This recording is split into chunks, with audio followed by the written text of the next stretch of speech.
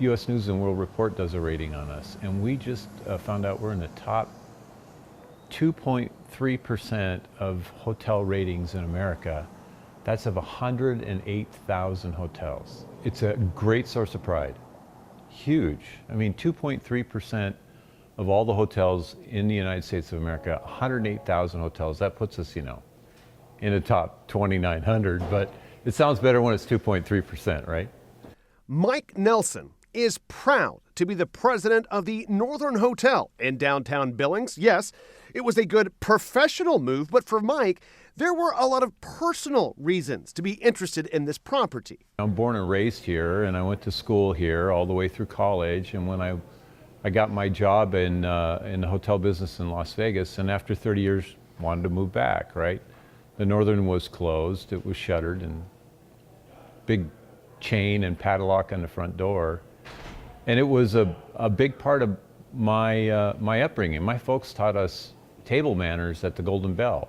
So when you have an opportunity to resurrect something like that and bring it back to the standards that it was before, I mean, how would you not want to do that? It was really just an awesome project that we had to do.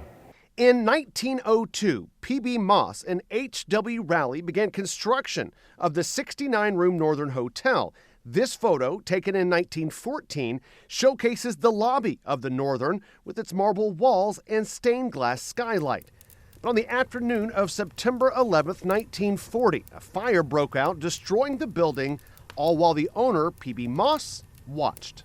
Bert says, PB, you have this insured for $1 million. You're going to take the money and run. And he said, hell no, Bert. I'm going to build the best hotel Montana's ever seen.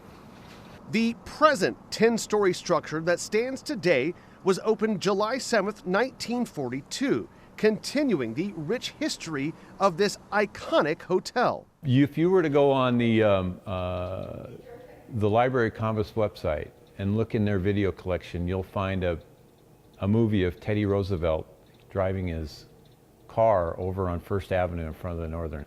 And little known fact, Richard Nixon, when he was running against John F. Kennedy, had the longest day of his campaign here at the Northern. He spent 4.5 days. He went over to the Episcopalian church and did a baptism on a bunch of kids that I ended up graduating from high school with. I mean, how cool is that?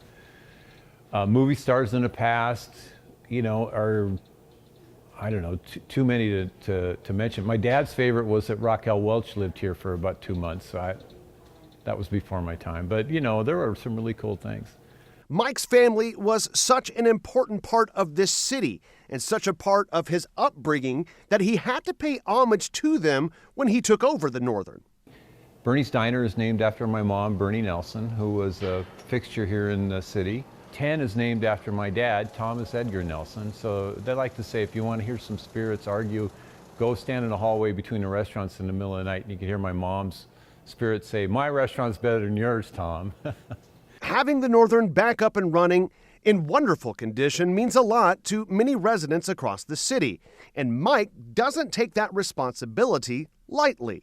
We want to be a good neighbor to all our folks, whether it be our guests or the businesses around. We've done things like micro grants to the businesses that are our neighbors for safety equipment, things like that.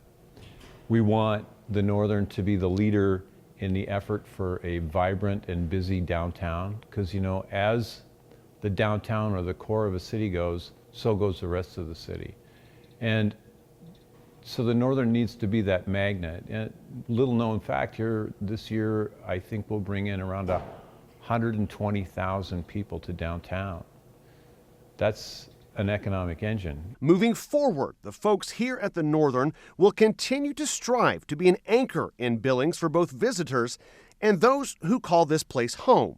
So we do like to think that we're the nerve center of Billings, and maybe that's a little self-centered, but honestly, I think we are. Listen, a hotel is built on tradition, it's built on procedures, it's a place where people can come, feel safe, feel welcome.